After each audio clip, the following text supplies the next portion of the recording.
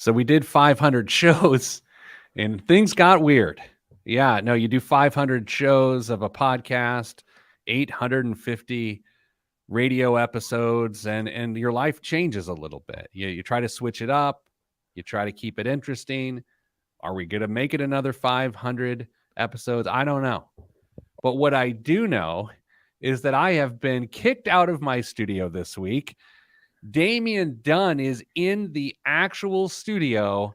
I'm in my office about 20 feet away, and Kristen's where she always is. Hello, everybody. It's the Pete the Platter Experience. Dame, how weird is it to be in there? I feel like I did a fairly decent job of trying to be like just a slight delay of what you were saying. People are probably even more confused than they normally are when they log in at this point of the show.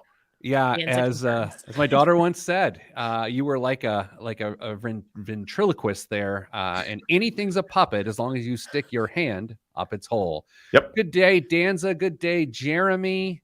Do you feel like we need to go explicit when I say that phrase, Kristen? I don't know. I don't know. It feels explicit. Kristen, can I brag on Kristen for a second, Dame? Yes, please. So I don't know about if you know this. I got a lot of stuff going on, like a lot of most people, everyone. I got a lot of stuff. And so Kristen and I were on this event together yesterday. She did the legwork. I didn't know a whole lot about it, but I just jump on. It's like, oh, Kristen's going to be there and I'm hosting, right? And Kristen puts together this outline and we do 30 minutes on a topic that we both know pretty well. She knows a lot about it. Man, it was easy. She made it so easy, and she was so good. And damn, I just kept thinking, thank God for Kristen. Thank God we put her on the radio show, and it was phenomenal. It's my daily existence. I know, but like I think about what we did yesterday, she and I, mainly her. It was better than what anyone else is really putting out there in our space about that topic. It's better than anything anyone's doing. And it was so effortless. It was crazy. Yeah. Yeah. Anyway, Kristen, you're amazing. Thank you. Maybe you can buy yourself a beverage this weekend on our behalf and not send us the invoice. Nah, I don't think I could do that now. Dame, so why are you here? Why are you in the studio? I am in Indianapolis for my children. It's all for the kids, Pete. Oh, geez. I've not seen your kids in a while. I just get this feeling that they're like super tall now. Like they are. Well, I mean, your daughter's generally tall, but I feel like she's taller. She is taller. She is taller than her mom, but that's not saying a ton. So we think she may be slowing down pretty dramatically at this point. So. Gee, you mean in growth? Growth, yeah. Okay. Thomas is certainly continuing his upward trend, though. Kristen, anything exciting in your life before we figure out how to do another radio show here? My life, yeah, but you're gonna think it's boring, so we can just move on. Is it concert related? I am. The next time viewers see us, I will have been to 3 more concerts. That is true. Ooh. Oh. I'm so annoyed just by the thought of that. Not at all. Not at all. What did you not want to share with us? Is it a pet update? What is it? No. I went to an estate sale yesterday and got like 9 pieces of the vintage Corningware with the blue cornflowers on it. Yes. So Kristen Elenius taking advantage of the dead since the year 2000. Did I misspeak?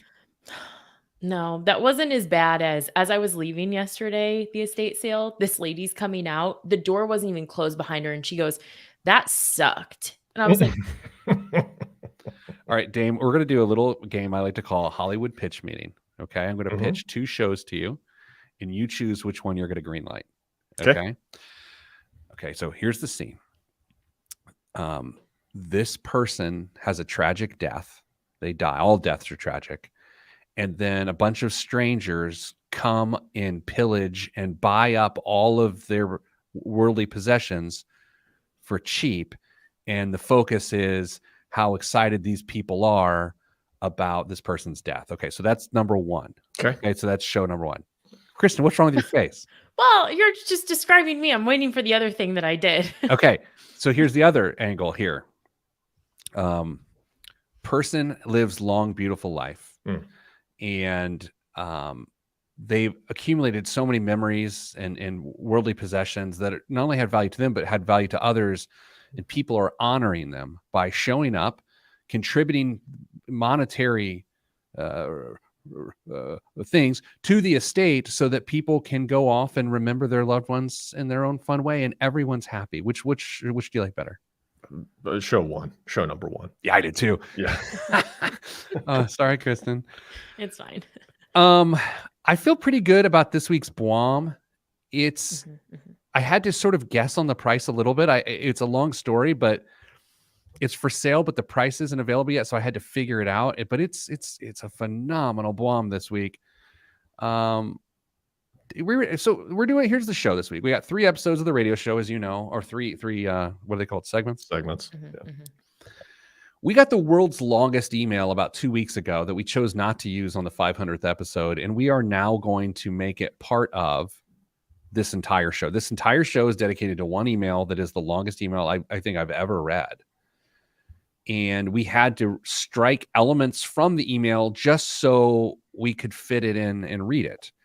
But there are 3 really good questions that come of the email. So that's what we're going to do. Does that make sense? Yes. Kristen, where was it in Slack that you put there's the questions at the bottom? Yeah. Okay. How do each of okay. And we can probably take timeouts as we go, because I think there's questions that they didn't ask, or like things that we should address that they didn't maybe necessarily ask. All right. So I went to the Dame Kristen Slack channel. Is that where you cross things out? Like the questions are just below your last cross out? Yeah. So my question to the honorable panel of experts. Yeah. Okay. Hey, everybody, if you're listening to the podcast and you're annoyed by us doing this, Sorry. Turn it off. Listen to Joe Rogan. I don't care. I care a little. Okay. Kristen cares. All right. We ready to do this? Oh, I got to be ready to do this. Oh boy. Hold on, everybody. I have something to write on. Dame, are those your clicks or those Kristen's clicks? Sorry. Yeah. Sorry. I was looking at the Supreme Court page. They released 2 opinions, not student loans, though. Which ones? United States versus Texas and United States versus Hansen. Did Texas win? I don't know. They still get to stay in the union? They don't want to be. Oh. All right. And we're starting a show. 3, 2, 1. This week on the Pete the Planner Show, we answer your money questions. Here's how the show works. You email us, askpete@petetheplanner.com. That's askpete@petetheplanner.com. And here's what happens if our spam filter does its job. We don't get any email. No, we get your email, and then we answer it on the air. This week, on a very special Pete the Planner Show, we're answering one email for the entire show because it's a long email with some really good questions. I've used the word we several times, and I'm not French. So that means there are 2 other people here. That means that Kristen Elenius, the Director of Education, joins us, who is refreshing Supreme Court opinions as we sit here. Hello, Kristen. Hello. As you may know, as you listen to this on a weekend on the whatever radio station you're listening to, we record on Friday mornings at 10 a.m. There's a bunch of Supreme Court decisions coming out today. It shuts down at noon. Is that what's happened, Kristen? It starts at 10. I don't know how long we wait. Okay. I don't know how any of this works. If it's like when the first iPhones came out and you just wait and whatever. Damien Dunn joins us.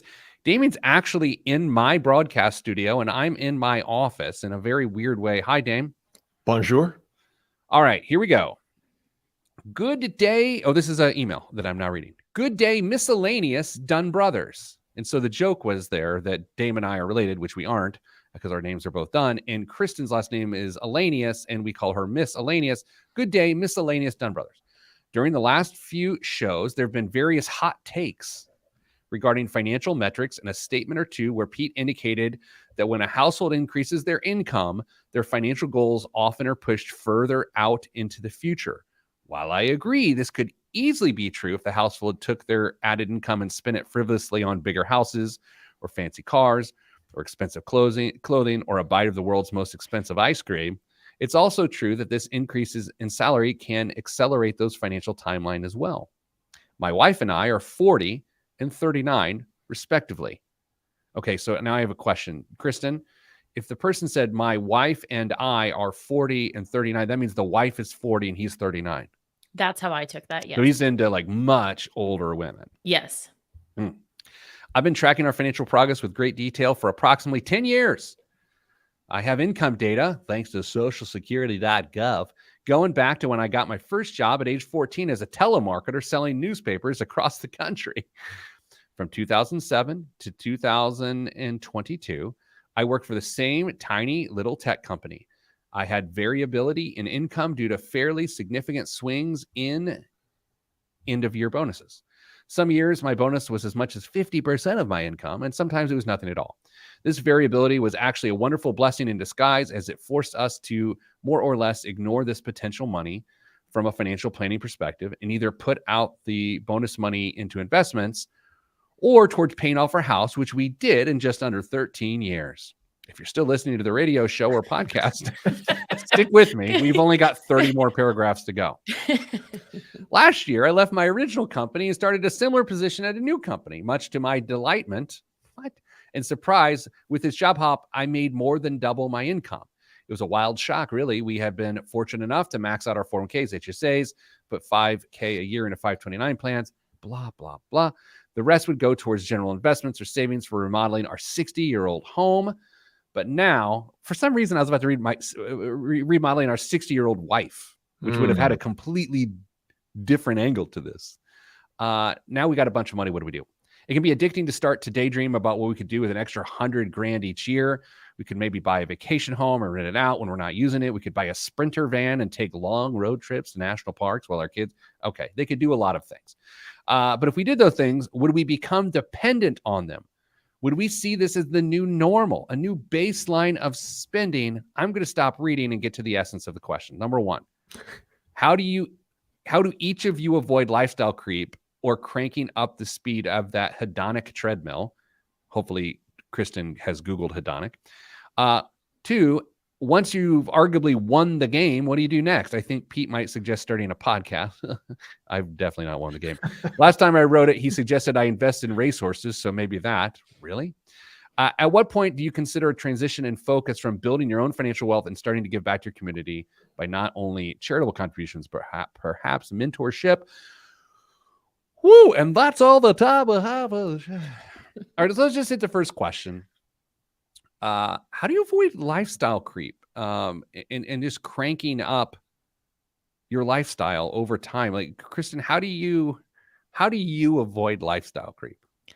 Nobody's gonna like my answer, Oh, but good. listeners aren't gonna like my answer because it's probably gonna seem a little unrealistic, but my power percentage is just like a non-negotiable 35. Like that just I got a raise earlier this year and I immediately put that money into a cash reserve account so that I didn't spend it. The age of my wife is a non-negotiable 35 as well. I'm just kidding. That was a callback. And please don't get mad at anyone. That was a joke. Okay, so you just say non-negotiable. It's like you don't care. Yeah. There's no creep happening in your life. Mm-mm. Dame? Disagree. Circle gets a square. I Ooh. don't know. It sounds really smart and mature and intelligent to just say, hey, it's 35% non-negotiable. That's where we're at.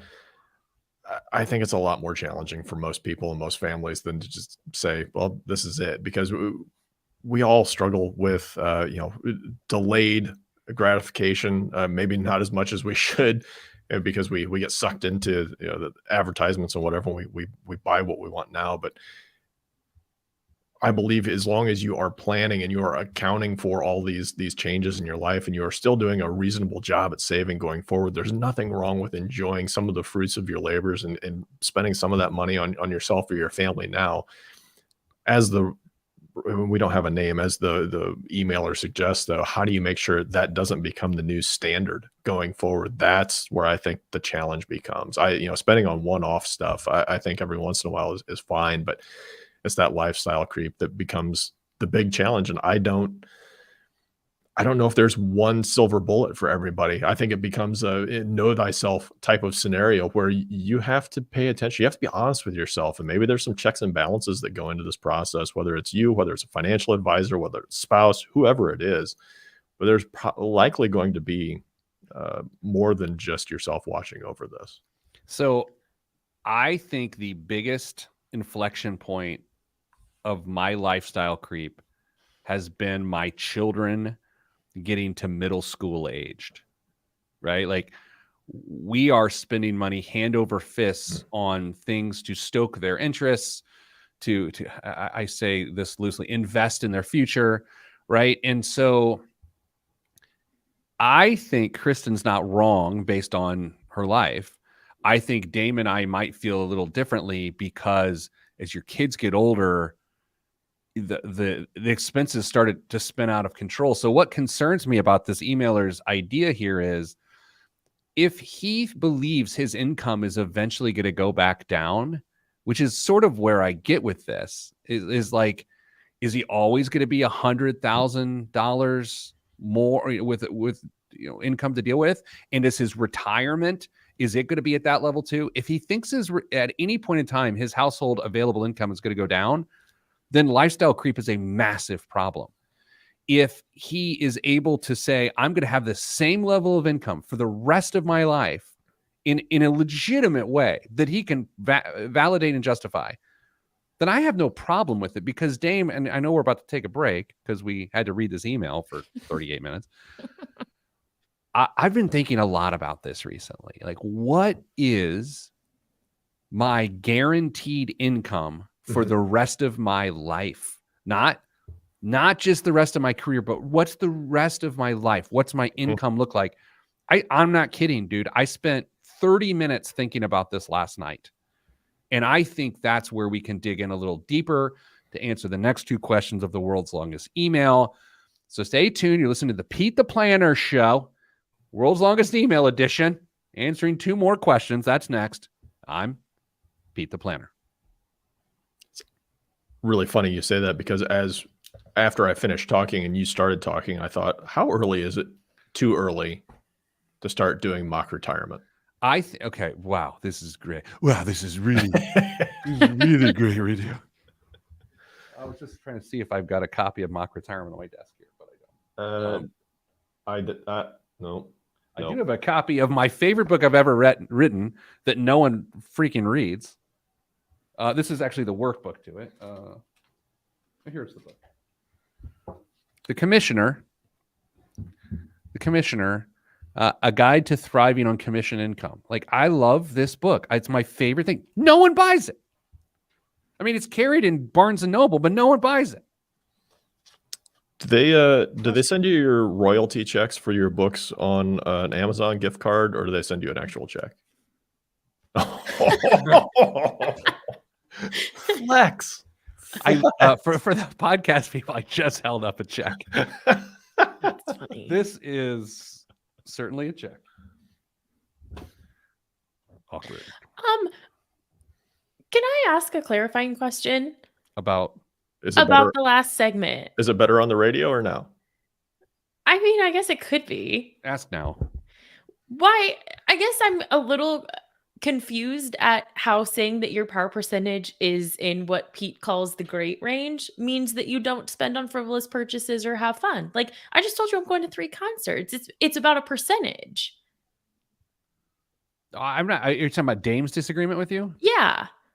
Take it up with him. Take it up with the bald man. I'm like, I don't. I'm just the face of this thing. I don't think that's fair. That's the whole point of power percentage. Yeah. I didn't come up with it. Wait, you didn't come up with it. You don't I say wasn't like it's here. a bad thing. It's a brilliant thing. It is a brilliant thing. I was wondering how Dame's point disagreed with Kristen too, if I can be honest. Okay. Yeah. Frankly, I just said disagree because I wanted to try and stoke something. See, Dame, you get in that studio, you just start flinging hot takes left and right. I know what it feels like, man. Oh man, that's funny. I hate going back to once you have kids, it's go through expensive. It's a dumb card to play, but I'll be damned, it's true. I spend money on stuff that I never in a million years thought I was going to end up spending money on. So it's hard to disagree with that. But here's the good news. Those expenses eventually stop. You guys want to hear a funny story? Yes. So my daughter went to cheer camp a couple weeks ago. Did I tell you about this? She went to cheer camp down at IU with her high school cheer squad. This is her first cheer camp that she's ever been to. And what the kids do down there, well, those kids, is they'll put DoorDash app on their phone. And then with their account, she has her own money, right, that she has earned. And then so they'll order DoorDash. Well, so she gets back from the camp and I was like, so how much DoorDash did you order? She's like, I didn't order any DoorDash. And I was like, boy, that's a wasted opportunity.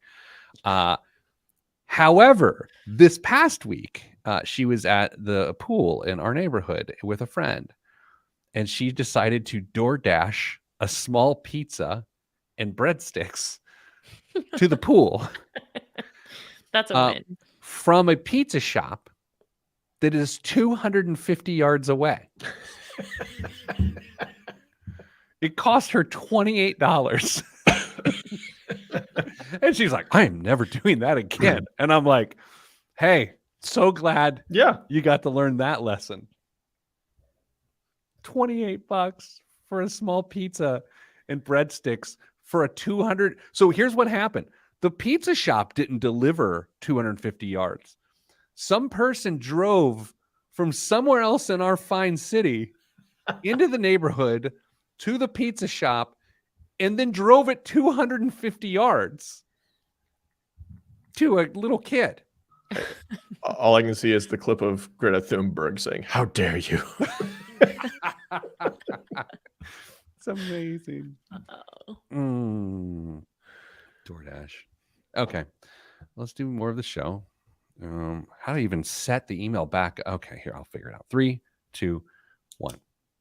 Back on the Pete the Planner show. This whole idea of this particular episode is dedicated to one email that is so long that if we get canceled next week as a radio show, you will never hear the conclusion as to what has happened. It is that long. There were 3 operative questions that the person ended up asking. One was, how do you avoid lifestyle creep? The next one is, once you've arguably won the game, what do you do next? And then the third one's about charitable giving, which I think are all really good questions. So Dame, Kristen, we are now on to, once you've arguably won the game, I think we need to spend some time is Kristen, when you hear someone that says they've won the game, what was it?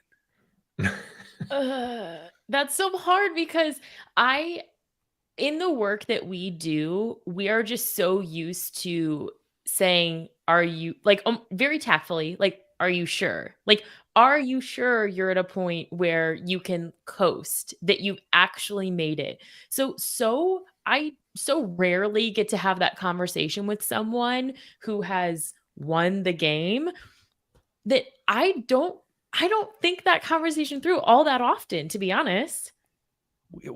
Won the game is, I know the emailer is really helping us out here by giving us content, so we're not going to beat the person up by any means. But Dame, yeah, actually, Pilot Jeremy on our live stream brings like does anyone ever actually win the game? Dame, does anyone actually ever win the game? Unless you're worth tens of millions of dollars, in which your mistakes and your choices most of the time don't negatively impact you. What can it be? I mean, it's really hard to argue that some people who, I think you even alluded to it in the end of the last segment, if you have that minimum income that you're going to get for the rest of your life, once you have that accounted for, and there's really not much you can do to screw that up, I think most people would consider that winning the game. Now, there's all sorts of variations that go off of that. And maybe for somebody who's younger, maybe it's they feel like they won the game when they own the house. Maybe they're the first person in their family that has ever been able to afford a house, or maybe they earned $100,000 for the first time, and they feel like they've got all the tailwind in the world, and they feel like they've won, and it's coasting from here. Little do they know that it's probably only getting more challenging. But I think there's all sorts of different ways people can define that. But if we're going for a gold standard of won the game, I think it's once you can account for the minimum level of income that you feel like you need for the rest of your life. Yeah, Kristen, because I get the sense that this person thinks they've, respectfully, right, that they've won the game based on their current income, as opposed to copious amounts of assets that could regenerate that income. Is that how you're reading that too, or is that just me? No, that's how I'm reading it, because in the email they talked about, what do you do? Do you buy a vacation home? Do you do, there were other things that they listed. And I think that's the problem, is that have you just reached a peak on your way to this like summit that doesn't really exist? Because as people, we just continue to want and plan. I feel like they're at a peak and they're asking like, is it okay to like move forward to that next peak financially? Dame, I didn't read the whole thing, because I don't know who has time for that. I'll be dead soon. Both he and his partner both work. I believe so. So part of winning the game, wouldn't it be that you can do all of this without one person working? Wouldn't that be like at least the starting point? I think that's a very fair winning metric, whatever we're going to call it. But yeah, if you can live off of one partner's income in a relationship, you've got a ton of flexibility, and that should set you up to achieve your financial goals even faster. Now, where I think we start to get into the weeds are how much, and it goes back to the first question, how much of that, how many miles on that hedonic treadmill can you run before you start creating problems for yourself? That you could say, potentially, I'm going to go buy that vacation home, and when it comes time, I'll sell it and I'll use the proceeds to help fund my retirement. Will you? Will you sell that? Because you've become accustomed to that, and you probably really like that and have great memories and want to bring the grandkids down someday. It becomes to part with some of these material possessions or that lifestyle, the more you become acclimated to it. So I don't know. I do think that being able to live off of one income, if you're in a 2-income household, is a fine thing, Pete. Kristen, didn't we do this before, where we tried to say in our own lives what the hardest thing we'd have to give up? Do we do that? Or is that something? I feel like, what would be the hardest luxury is a loose word that we had to give up? And I think I said food, maybe, which is not surprising. But yeah, think about like the things. So I'll say, even for where we spend a lot of money right now is our kids' stuff. It's like, okay, let's see, things get tight. How do you do that? How do you do that? Or what else do you have to move around? Because the answer ain't going into debt. Like, how do you do that? I guess we're the experts, aren't we? Why am I asking this question? I think we should be answering this question. Yeah. Well, and the thing is, there's always that next level. And this goes back, and the emailer did mention how you talked about how a raise can make your life harder. And it's just because we continue to level up. The answer is that if you want your children to have all the same types of opportunities that they have right now, if there were to be a reduction in loss of income, if you had to scale that back, well, then you have to scale that back from a dollar perspective. If your kids are in travel sports, they have to play locally. Or if they're in a sport, or let's say they're in 4-H and they have horses, it's super expensive. Okay, well, we have to take something else for 4-H this year. They can still have those opportunities, but we're just talking about at a different level. Yeah, sorry, kids. Only one of you is going on vacation with us this year. It's right. No. We're going to Deep River Water Park. We're not going to Disney. Like you just have to bring it down. Deep River Water Park? Is that a thing? Yes. Really? What is that? Yes. It's in Maryville, I believe. Indiana? Correct. And it was a blast when I was a kid. So do you guys want to go to Orlando or Maryville? I would have picked Maryville. I don't like to travel, so I take the Maryville primarily because of the Albanese gummy bear outlet. Exactly. Oh, it's so good. See, Troy knows. Now, I keep thinking about this won the game thing. I know we're getting, like, the emailers at this point hates us because we're fixating on this. I know one person that I would say won the game. Like, literally one person. Well. who won the game, that sold their business for so much money that unless something just truly nuts happens, they're fine forever. Like, and they can, and again, I'm not holding this person on a pedestal. I'm just trying to like mechanically get to this point of like, what is to win the game? They spend a ton of money. They do, but like, they can't run out.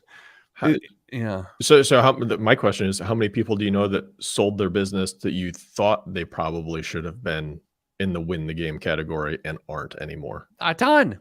Yeah. So, yeah. A ton. Like, yeah, thank you, Dame. So it's 1 to 200, you know, it's a huge difference. And I'll also say, I know people who theoretically could have won the game, but the choices they're making of continuing to work and do these sorts of things make it feel like they didn't win the game. So maybe I know more people who won the game, but just based on the risks they're taking and things they're doing, it just doesn't feel like that. I don't know. It takes a ton of financial discipline to have a big pile of money sitting there staring at you month to month on statements and not dip into it and to live by that monthly amount that you know will last forever. It's challenging.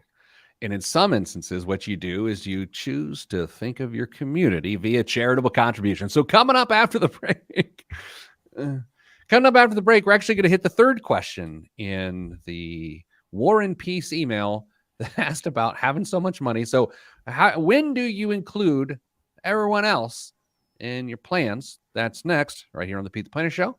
I'm Pete the Planner. All right.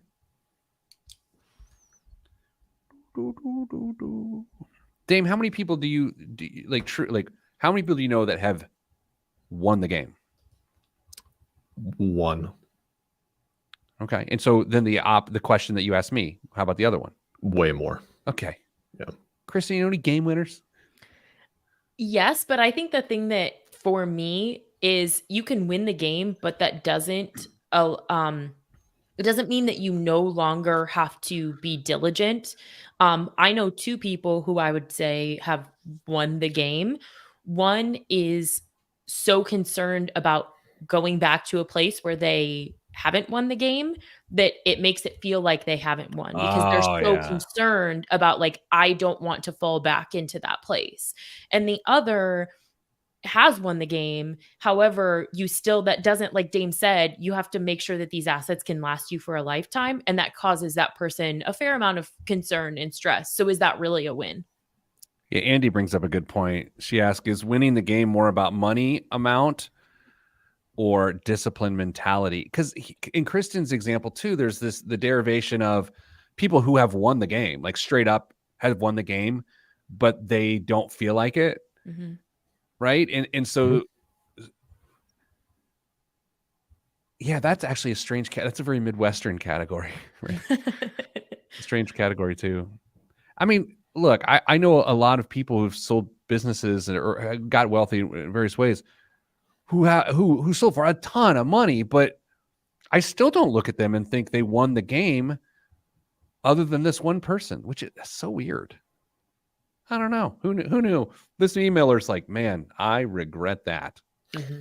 You know, I think about, there are certain families that I know that have 2 pensions and 2 Social Securities, and they live very frugally, and they'll never have, the only thing they'll take out of their investments are RMDs. And I could argue that they've won the game, but it's more based on the discipline and all the work that they put in rather than the money that's set aside. They'll never fall back on that money short of, some major medical,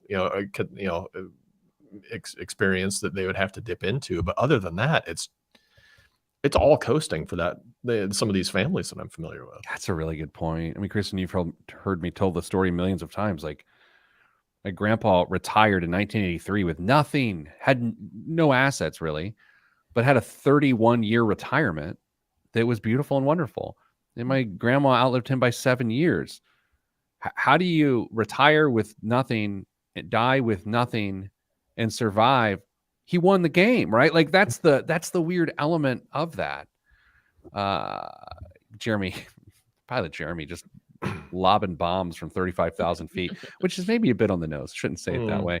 I know multiple people that won, but they all owned their own companies that their parents or grandparents started. Yeah, that's so true. That means there's only one more generation to go until that wealth is gone. Wow. So true. Statistics say. So let's do the charitable contributions thing. And yes, for those that know it, I am suited up today. Got a little bit of a presentation this afternoon downtown Indianapolis, so I will have to go at some point. Kristen, what if I did the whole show sort of in this voice here? Oh, please don't. 501 would be the end. I could do it. I could totally do it. You'd get used to it. No. You would, Dane. Would you get used to it? I kind of like it. It would shift from time to time because I can't hold it. You have there's one slight derivation on this voice that you do that's amazing that I always love. Is it the creepy old guy from Family Guy? Yeah. I really like your shoes. Sorry. So can I tell you a dumb story? At my son's soccer game about a month ago, the finals, one of the moms needed help carrying her stuff because she was going to another soccer field. She's like, will you take my chair with you and then just give it to me at a party later? Because we were all going to be together. So she gave me her like sideline chair, and it was a Yeti sideline chair. Nice. That the case itself was a backpack. Like, so it had backpack straps. Honestly, I'd never seen one before. Was the nicest chair I think I've ever seen. And I think they're like $350 or something like that, right? And I'm a $49.99 sideline chair guy where the bags rip. Kristen, are you in the sideline chair life or no? I have two, but they were both swag. So I've never paid for a sideline chair. Dame, did you find it? I did. Yeti actually has two versions of camp chairs or sideline chairs, Okay. and it looks like they are both $300. Okay. So I take the chair, I put it in my trunk, and I see her at a party later, and I leave the chair. I said, oh, hey, I brought your chair. I set it over there. She left it at the party. So then I grab it and take it back, and I saw her last night. So I returned the chair to her. And I'm thinking, if this was my chair, it would be in my living room. This is nice. B, did she really forget about it, or did she trust me enough with that chair? Did she think about, man, that bald man has my chair? Like I start, I was just sitting there next to her last night. I just kept thinking, does she have a lot of faith in me, or did she forget? Like, what's our relationship now? Am I overthinking it? or maybe she was just trying to get another chance to see you. Oh, no, she's got great vision. So that's certainly not it. What do you think, Kristen? Or maybe she is an ADHD girly and she struggles with, I can't say the word, object permanence, or like out of sight, out of mind. Because as soon as something is not in my visual range, it like ceases to exist to me. I wanted so bad to take the chair out of its bag and sit in it and give it a spin, but that felt creepy. It's like trying on someone's pants. So I didn't do that. And then I didn't want to. Then this is where I had a rough day yesterday. And so like I'm at the soccer fields last night, just like decompressing. I wanted to tell her that I didn't sit in it. Like, hey, just want to let you know I didn't take that thing for a test ride. But right before I said it, I was like, that's creepier. To like, it's creepy to sit in it. It's creepier to tell someone you didn't sit in it. There are a couple of comments that I want to make that I can't. No, don't. Please don't. Because I like our rating. Sorry. When I get tired, I just create these conspiracy theories in my head. Okay. Are we ready to go here? Sure. How are we going to talk in this voice here, Chris? Yes. I'm trying to think what's interesting in my office I can show you my favorite picture of Mrs. Planner. Does anybody want to see that? People are loving George over your shoulder. So Yeah. that's what I'm seeing. So the podcast people hate when we make visual references. So this is a picture of my wife laughing at me at a wedding. That's awesome. And it's just like a lovely picture because I like to make her laugh. And this is what I think of when I'm rewarded with that laughter of her laughing at me. I love that picture. I haven't seen her laugh in 20 years. There it is. There it is. Okay. Okay. What else is here? What's on Pete's desk? Bop. That's enough. Okay. Ready to go? Yes. Dame, did you just roll your eyes? I was just like, what a... Yes, I did. Yeah. It's like some days you're, let's go. And today it's like, let's look around. What is it? Is this a Ticonderoga pencil and a piece of old chewing gum? I don't know. In 3, 2, 1. Back on the Pete the Planner show, making sure we don't waste your time with bad radio. Working against me is Damien Dunn, Vice President of Advice at Your Moneyline, and working alongside of me is Kristen Elenius, Director of Education at Your Moneyline. You guys, we're answering one of the longest emails ever, and it got down to a point that this person wanted to know. At what point do you consider a transition in focus from building your own financial wealth and starting to give back to your community by not only charitable contributions, but perhaps mentorship? I feel like this is like a piñata, this question. We can all take massive swings at it. And I will give Kristen the first blindfolded swing at the piñata full of candy. Stand back. Yeah. A wise man once told me that if you continue to take more from your community than you give, your community will continue to suffer. Jeez, I know I'm old, but when you call me wise, it makes me feel like I'm dead. Oh. Okay, but this person doesn't have to, like, why? Well, who's waiting? What is there to, like, what's the, okay, let's begin.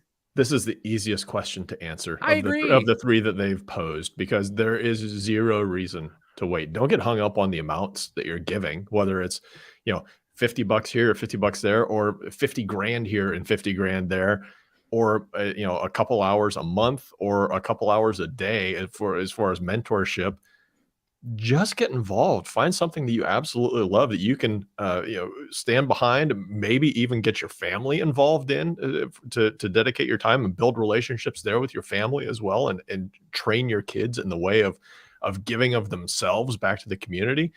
There's, in my estimation, I suppose somebody could try and argue against it, there's zero reason to delay giving back to your community, whether that's monetarily or with your time. And what I suppose we could debate this.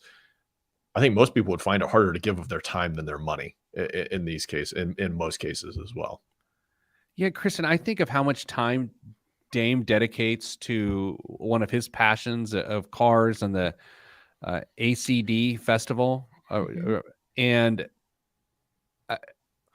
if he was myopic and it's like, well, I've got to use my resources of time and money for my family exclusively until a tipping point of which then I could share it.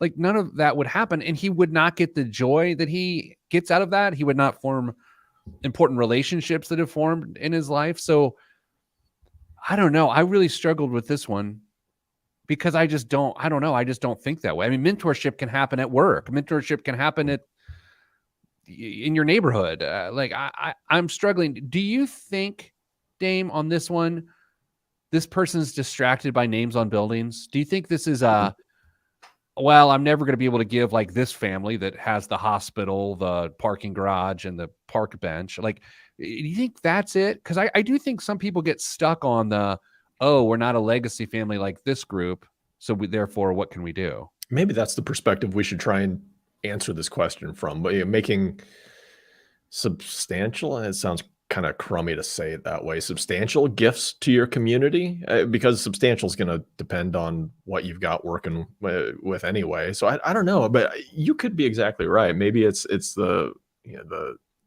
oh man, the look at me types of gifts. I want to ask a super uncomfortable question without disclaiming it too much, so I'm going to just do what I can here. Kristen. Oh no. Do you have any? It's the question I'm not asking that's uncomfortable. Kristen, do you have any interest in having your name on something because of a gift you gave? No. On any level? No. Are you indifferent to it? Or if you gave a large gift and they were like, oh, hey, we're going to put your name on it, are you like, well, that's fine? Or are you more like, no, please don't? Where are you at? I think I'm indifferent because I think it's also not about you in those situations. Sometimes it's about allowing recipients of that to feel that gratitude and to know where to place said gratitude. So I'm not going to say that I would say, like, absolutely not, no way. But part of the giving that I do now is monetary and part is of my time. And the monetary giving that I do is anonymous, it is secret. So it's hard to answer that question, though. Dame? There are two things that I would be in favor of having my name on. One, you will say, that makes sense. And the other, you will laugh at, good. which is great. The Little League ballpark I played on as a kid, because it's kind of in disrepair and it kind of ignored because the other diamonds have been, built and kids go there to play all their games now. I think it'd be amazing to be able to get that rehabbed and made in something really special again. I assume your name would be on the bench. Yes, yeah. It'd just be written in the dirt behind home plate. Okay. It'd be the only place. That's nice. That's Okay. lovely. The second one. Is this the funny one? Yes. Okay. Oh, that one was funny. Oh, So okay. Oh. A set of public bathrooms in my hometown. Wait, for real? But I would make sure there was enough money that there would always be an attendant there, and they would be the cleanest. They would be air conditioned. They would be a place that anybody would go at any time and feel comfortable, and not like they're walking through inches of filth and disgust and whatever. So in London, right by the London Eye, the big Ferris wheel, there's a public restroom that is exactly that, Dame.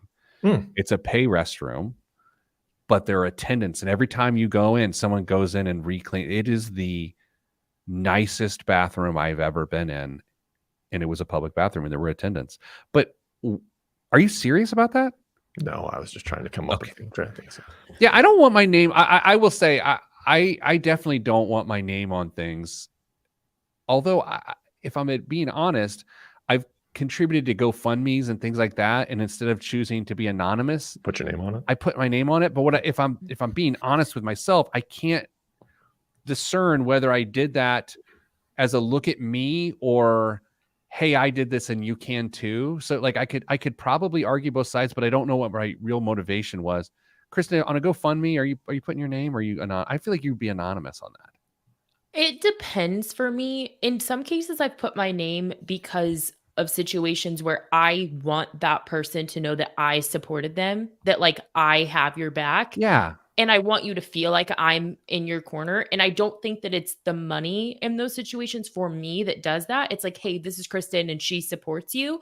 If it's like a big campaign or something where I don't even directly know the person, anonymous. Yeah. I mean, I have had a scholarship at my high school that I funded for 15 years, and it's not, my name is not on it. Right. And I like, do you think too, though, then you get into the memorial stuff. So let's say, Dame after the show comes over and he's mad that I talked about his bathroom dreams, and he kills me, like just a Krav Maga to the neck. Mm-hmm. And then my family's like, oh, we're going to put the Peter Dunn Memorial bathroom to really stick it to Dame. Yeah. Like, what if your family's the one putting your name on stuff? You're like, no, wait, I don't want my name on a bathroom. Yeah, I mean, you should be able to control how your name is used. Right. I mean, don't a lot of celebrities do that? Have something, their agents or somebody or lawyers that take care of that, so they can still get paid after the person dies? That does bother. I know this is a great financial show. Yeah, Kristen, this is like between the segments. This is what it's normally yes. like. Kristen, does it drive you bonkers when a deceased celebrity's family makes decisions about their likeness? That drives me crazy. Yes, it does for me as well. Yeah. It just seems wildly unfair. Like I don't know what piece of paper I have to be like, hey, when I'm dead, just stop talking about, like, don't put me anywhere. Like, I'm gone. Thank you. Everyone else enjoy the space. I don't know. Maybe they had the opposite conversations.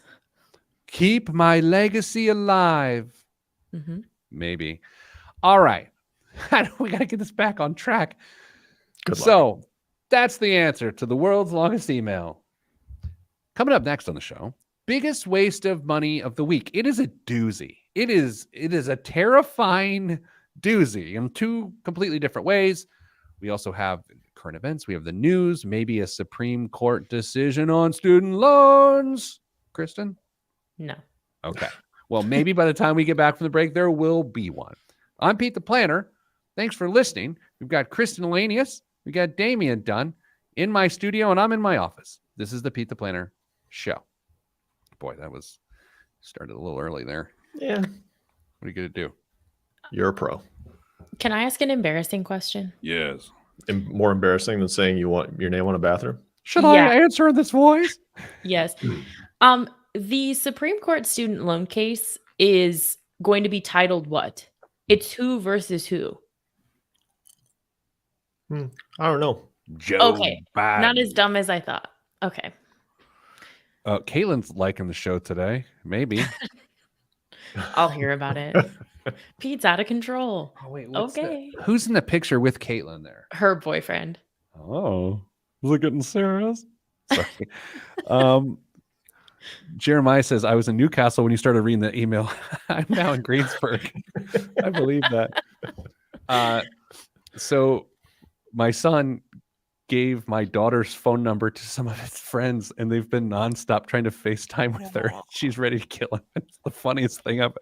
I was in this like heated meeting yesterday, and she likes texting me. She's like, "You must punish Ted. He is." And I'm just like, A is like, I don't want to be involved. B, he shouldn't do that. C, hilarious. Hilarious. Oh boy, good times. Okay, Blom. Oh, am I ready for that? Okay. I got to get ready for it. Stand by. All right. Here we go. I got to present. Everyone on the podcast, just calm your urgency. I'm doing things. Okay, here we go. The Blom in 3, 2, 1. This week's biggest waste of money of the week right here on the Pete the Planner show is the Terminator robot dog flamethrower. Oh, you have my attention. You might think you already have the best boy or girl at home. Kristen I thinks do. she's got it. But they don't take commands or shoot a 30-foot long arc of solid flame like old Terminator here does. The world's largest purveyor of at-home personal flamethrowers, ThrowFlame, has combined its arc flamethrower with a quadrupedal robotic dog to create the Terminator. ThrowFlame is taking reservations for the Terminator now, which deliveries start in July. What could possibly go wrong? So, Dame, we got to describe this for the listening audience. It looks like one of those, was it Boston Scientific robotic dogs? Yeah. It's like it's jointed the wrong way, like the legs bend at the knee backwards somehow. There's no way it's that capable, though. I can't imagine it's, where you can kick the thing and it catches itself. This one looks like it would fall over. Wait, why would you kick a dog, Dame? Dang. The Boston Dynamics or Boston Scientific or whatever the company's name is, that you've seen those where they just try and mess with it to try and get it off its feet to show how quick the gyroscopes react and how quickly it gathers itself. Our YouTube search history is very different. Yeah, Dame, I don't like. I'm just stunned here. The first thing we're talking about a dog, you're like, oh, well, when you kick it, it's like, wait, a robot dog. Wait, the first thought of you seeing a robot dog is you're gonna kick. Is this a Krav Maga thing? Anyway. Okay. All right. What do you think this thing costs, Kristen? World's worst guesser. What do you think? And I had to here's what I had to do. The price isn't available, so I had to go find the cost of the flamethrower that they put on top and the cost of the robot dog itself. You did more research for Blom than you did anything else related to this show in the Yeah, last 3 weeks. yeah. I'm like, guys, I'm very busy. I don't have the time that Jeremiah has driving all over the east side of Indiana. Okay, what do you think, Kristen? I first want to know how this is legal. And second, I believe that this flamethrower dog will cost me $40,000. Oh. I have no idea. Oh, Dame, what guess do you have that might be different than that one? See, it really depends. Is it more of the high-end robot dog, or is this just some knockoff this company's making? I'm going to go with the knockoff because that's kind of what it looks like. Okay. And I'm going to say 25 grand. Okay, well, couple things here. It's not a knockoff sort of dog that you could kick. I can tell you that. It's about $6,000. Oh. Really? Yeah. So I like that you guys are like, oh, we should get one. Like, I didn't expect that, obviously. Okay, so Dame, you're the closest thing to a man on this show. Thanks. What does a person use a flamethrower for? Whatever they choose. You could burn underbrush. You could burn piles of trash. You could terrorize your neighbors or keep kids away from your teenage daughters. I mean, there's all sorts of great uses for a flamethrower strapped to a robotic dog. Dame, what's in the news this week? Rivian is the latest automaker to jump on Tesla's North American charging standard. This comes just weeks after Ford and General Motors announced that their upcoming electric vehicles would have the proper equipment to recharge using Tesla superchargers. Current Rivian vehicles will get the NACS adapter, and future Rivian vehicles are going to come equipped to do it directly. With Rivian, Ford, and General Motors in its corner, Tesla is quickly capturing a large segment of American-made electric vehicles. So far, no foreign automaker has signed with Tesla. As the reporter Tim DeChant writes, it's getting increasingly harder for the rest of the EV charging industry to compete against Tesla. Pete, we've always talked about Tesla and their cars. It sounds like they might have a really, really strong business in charging everybody else's cars as well. Smart, genius, which also makes Kristen's stock pick for the year look pretty good as well. I this past week, I actually, for the first time, spent about 10 minutes going through my head thinking, I could see getting an electric car. Like, for the first time ever, for 10 minutes, I spent time there. It was very weird. Kristen, what do you think about this? About whether I would drive an electric car? No, the Tesla's business model may be about its chargers. I think that sometimes you have to adapt. I always say, it's kind of aggressive, I always say adapt or die. Whoa, So when it comes to business, you got to keep evolving. So I would say if that's going to be where they go, then. Dame, as Kristen always says, adapt or die. Sorry. As Dame always says, I don't know if you could kick that dog. Ooh. Dame, what else is in the news? A trucking company is telling gamers to take it outside. Schneider National, looking to hire drivers, has placed in-game billboard ads on American Truck Simulator, a popular video game that lets players load, drive, and park 18-wheelers in excruciating detail. The game penalizes you when you break road rules and even simulates different types of transmissions, per the Washington Post. I'm going to take a timeout. Timeout? You have one. Pete, what was the last time you played a video game? Oh, man. I'm sure I played like FIFA with my son a couple months ago. How much would it take for you to play a 18-wheeler driving simulator? I don't. It seems interesting. I would do it for not long, but it's intriguing. I mean, because I'd love to try and find an opportunity to get you in like one of those big immersive simulators where you're sitting in a truck and you're getting the rumble of the chairs you're driving. Rumble. Yeah. I'd love to see you try and back that thing up. Yes. I'm a fine motor driver. I'm going to back that thing up. All right. Well, we'll have to see if we can try and arrange that. Anyway, Yes. go ahead. No. Where are you going, sir? The ads showed how desperate the trucking industry is to recruit new talent. The U.S. trucking companies are short a record 80,000 drivers as of 2021, and that number could reach 160,000 by 2030, according to the American Trucking Association. This entire country still runs on over-the-road truckers. I mean, when your friends are, when you're in your 20s and you're at a par and your friend's like, oh, I just got a new job in logistics, and you're like, what? Trucking. You know what? Trucking. And this entire world still runs on trucking. It's phenomenal. It's incredible, actually.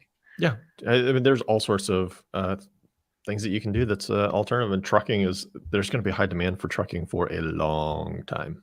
Kristen, how would you be as a trucker? I mean, you're adapting or dying, but do you think you could be a trucker? I took a really big step and I pull trailer in my SUV now. So I pulled my camper, the skid steer. I'm moving on up. I feel like I'm not that far away. Okay, wait. Did you say I pull trailer as in singular? Like, is that how you say it? Is it like yeah? No, I pull trailer. There's no terminology there. Don't repeat that. Yeah. Wait, I'm intrigued. Caitlin said no. I would have too much anxiety. In England, when you go to the hospital, they just say you go to hospital. They don't say the. They're like, oh, he's at hospital. And it's like, well, you're forgetting words. But you're saying I pull trailer now. I'm intrigued. It's like when you're in Southern Indiana and you have land, you say, I'm going to get some ground, right? That's how you say it. And that way you can pull trailer on it. Don't repeat that. No. Dane, what else is in the news? I'm just really curious about what Kristen's CB handle would be. Oh, what would it be? Miscellaneous here. She probably wouldn't use that word. Probably not. No. Real quick, contestant last week dislocated his shoulder on The Price is Right. There is video out there. He got so excited, jumping around, and dislocated his shoulder so bad he had to have his wife spin the wheel for him. Wow. Sounds like a real cliffhanger. Okay, that's all we have time for. That was a game. Cliffhanger joke. Yeah, I got it. Yeah. Kristen didn't get it.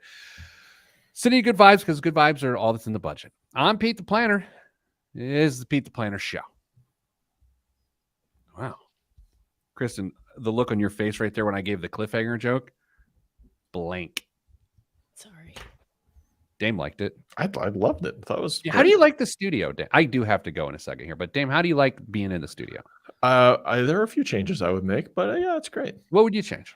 I'd probably put a bigger monitor up there where it is, and so I could that or two, so I could easily have different things split, so I didn't have to look off to the side. But whatever. I'm sure I could figure it out the way it is if I was going to be here longer.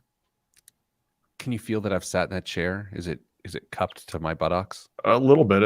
There's some bumps and spaces that I wouldn't assume there were, but whatever. Kristen, you worked out of that studio. Do you like the setup in there, or is it not for you either? I agree with Dame. I wish I could see more in front of me when I'm in the studio. Yeah, I'm with you. That'd be an investment. Instead, I wanted to spend the money on George Washington paintings. That's for the live stream. Okay, that's it. Anything you want to say, Kristen, before you go to a bunch of concerts? No. Dame, anything you want to say before you go to a swim meet? Kristen, remember your hearing protection. Save your ears. I may have results on the next show. We are doing a family Olympics tomorrow. Nice. Because there was a lot of trash talking at our dinner table the other night about who's faster at this or that now. Oh. So we're running a family 400 at the track tomorrow. Now, here's some things. My wife was an all-American track runner in college, which is a problem, in the 800 and the 1500. My son is pretty fast and has a lot of endurance right now. I'm a superior athlete. I can still move a little bit. We think my daughter will get last, but it's really between Mrs. Planner, Theodore, and me. Do you guys want to place any bets? I think it's going to be that order. I think it's going to be Mrs. Planner, Theodore, and then me. And okay. Is Mrs. Planner really going to try, or is she going to sandbag so So Ted beats her. You've clearly not spent enough time with Mrs. Planner. She would never Okay, throw a good. race, Good. ever. Good. She might elbow him. Hmm. So what do you go with? Win, play, show. I'm going Mrs. Planner to win because I think she's got the cardio and enough foot speed to beat you in a 400. You're second because you're just going to hip check Ted out of the way if it comes down to it, and Ted's third and Ollie's fourth. Here's my hope that I can just run off their shoulder, whoever's in the lead, for the first 300, and then just outkick them all because I'm stronger and faster. Yeah, okay. But the problem is, can I hang on their shoulder? If they run me into the ground in the first 300, I'm in trouble. All right. Can we? Will Ollie concede that she's likely to finish fourth? She's found. I've now lined up my image so that the hair looks like it's coming out of my head in the picture behind me. She says she doesn't care, which means yes, she is conceded. Hey, can we just get her to record it? Mm-hmm. You know what? That's actually the better way to go. Okay, Because I can do. want to see you try and kick after running 300 meters. I did put a little prize on the line. I said the winner gets $50 and gets to pick dinner that night. They don't have to spend the $50 on, because I needed to get her interested in running it, and Yeah, the sure. only way you can get her to do something like that is to bribe her with money. I like it. Okay. Anyway, I do have to go. This has been lovely. Dame, good day to you. Kristen, good day to you. The rest of you, stay getting money.